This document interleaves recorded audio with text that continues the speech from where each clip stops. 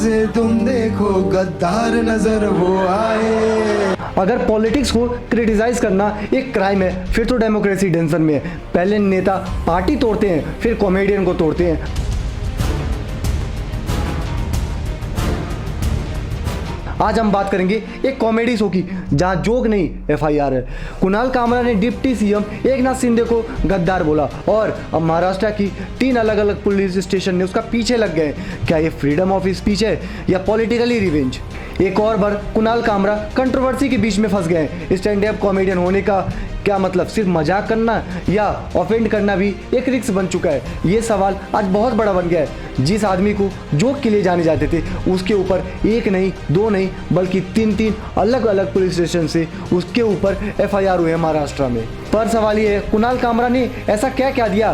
क्या ये politically controversy है या इसके पीछे कुछ बहुत बड़ा मैटर छुपा है? आइए इसको एक्सपोज करते हैं। आज की वीडियो में हम डिकोड करेंगे ये पूरा मैटर और ये पूरा लीगल एक्शन और इसका इम्पैक्ट फ्रीडम ऑफ स्पीच पे क्या है क्या नहीं, आज आपको पता चल जाएगा। तो वीडियो पूरा देखें, क्योंकि एंड में एक इसका बहुत ही बड़ा फैक्ट मिलेगा जो आपको हिला के रख देगा। तो दोस्तों, बात सिर्फ एक स्टेटमेंट की नहीं है, बात एक बड़े पॉलिटिकल लीडर के अगेंस्ट बोल्डनेस की है। गद्दार शब्द बोलने का क्या होता है आज आपको पता चल जाएगा। नमस्कार, हम नेहा। अगर आप भी हमारे चैनल पर पहली बार आए तो हमारे चैनल को एक्सप्लोर करें। अगर आपको भी हमारा वीडियो अच्छा लगता हो तो हमारे चैनल को शेयर करना, सब्सक्राइब करना ना भूलें। और हम अपने चैनल पे बहुत सारे डॉक्यूमेंट्री वीडियो और कंटेंट लाते हैं। अगर उस चीज़ों को अगर आपको अच्छा लगता है तो हमें सपोर्ट करना ना भूलें। गद्दार शब्द बोलने पर क्या होता है आज आपको पता चल जाएगा। आइए उसी चीज को डिस्कस करते हैं। द कंट्रोवर्सी, गद्दार जोक दैट शुक महाराष्ट्र। सब कुछ शुरू होता है एक स्टेज परफॉर्मेंस पे। कुणाल कामरा ने अपने कॉमेडी शो में कहा था एकनाथ शिंदे एक गद्दार है। शिवसेना वर्कर ने सुना और उनके नेता की इंसल्ट हुई और इसी वजह से उन्होंने इस पूरे चीज का इल्जाम लगाया कुणाल कामरा वीडियो के थ्रू वो इंसल्ट कर रहे हैं एकनाथ शिंदे को। लेकिन यहाँ पे प्लस पॉइंट ये है कि पूरे वीडियो में कुणाल कामरा ने न एकनाथ शिंदे का नाम लिया था न शिवसेना का। तो उन्होंने बेइज्जती कैसे की? उन्होंने तो बस पोएट्री में एक शब्द बोला था और उन्होंने एक पोएम की तरह उसे पेश किया था। तो शिवसेना और एकनाथ शिंदे ही ने इसके ऊपर क्यों लिया? और उनके सो कॉल्ड पॉलिटिकल पार्टी के वो लीडर क्यों तोड़फोड़ कर रहे हैं? इसे नेतागिरी कहेंगे या गुंडागर्दी? मेरे हिसाब से तो ये गुंडागर्दी है कि आप किसी की स्टूडियो में जाके उसके सामान को तोड़ रहे हैं। भाई, अगर वो गलत है तो आप पॉलिटिकल पार्टी की तरह ना जाइए, आप प्रॉपर एक्शन लीजिए। अगर वो सही है तो फिर क्या करेंगे आप? इसी चीज़ को देखते हुए उनके पॉलिटिकल लीडर ने 3 नए एफआईआर किए महाराष्ट्र पुलिस स्टेशन में, वो भी अलग अलग पुलिस स्टेशन से। तो क्या कॉमेडी ये क्राइम बन चुका है? पहले से ही कुणाल कामरा के ऊपर क्रिमिनल डिफेमेशन केस लगाए थे। अगर आपको नहीं पता है क्रिमिनल डिफेमेशन केस क्या है, तो क्रिमिनल डिफेमेशन केस ये आईपीसी सेक्शन 500 153 के अंदर आता है। इसके अंदर प्रोमेटिक एनिमेटी जैसे केसेस होते हैं। तो क्या ये क्रिमिनल डिफेमेशन का केस है या नहीं? आप हमें कमेंट में बताइए। शिवसेना ने कहा नेताजी का इंसल्ट नहीं सहेंगे। अब जहाँ कंट्रोवर्सी होती है वहाँ पॉलिटिक्स तो अपने आप ही आ जाती है। कुणाल कामरा के गद्दार स्टेटमेंट पर शिवसेना के सपोर्टर भड़क गए। आइए डिस्कस करते हैं शिवसेना का रिएक्शन और पॉलिटिकल एंगल। शिवसेना ने कहा नेताजी का इंसल्ट नहीं सहेंगे। आपको याद है 2022 में जब एकनाथ शिंदे ने रिबिलियन करके शिवसेना तोड़ी थी, तो गद्दार शब्द में सच्चाई थी या नहीं? ये तो सबको पता है। क्या ये सिर्फ और सिर्फ एक कॉमेडी है या एक पॉलिटिकली रिवेंज? अगर so called Netaji political party का रिबिलियन कर सकते हैं तो कॉमेडियन रोस्ट क्यों नहीं कर सकते?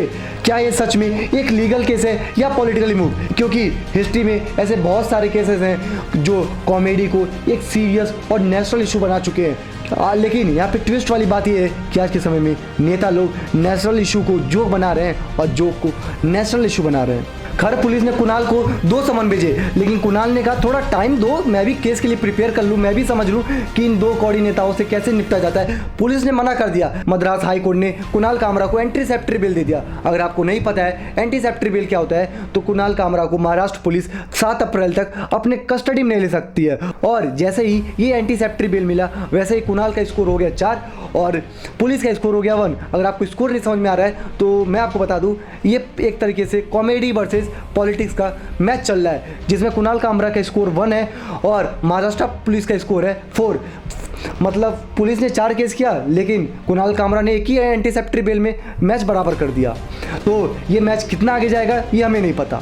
लेकिन भाइयों, अगर पुलिस ने उसका रिक्वेस्ट मना किया तो क्या है, ये फ्रीडम ऑफ स्पीच है या पर्सनल अटैक? भाई ये मैटर सीरियस है, क्योंकि कॉमेडी और पॉलिटिक्स का आसपास में टकराव डेमोक्रेसी के लिए एक सेंसिटिव इशू ऊपर लाता है। तो क्या ये फ्रीडम ऑफ स्पीच पे एक पर्सनल अटैक है? तो आइए देखते हैं free speech versus defamation, the big debate. ये सवाल है ह्यूमर की हद का।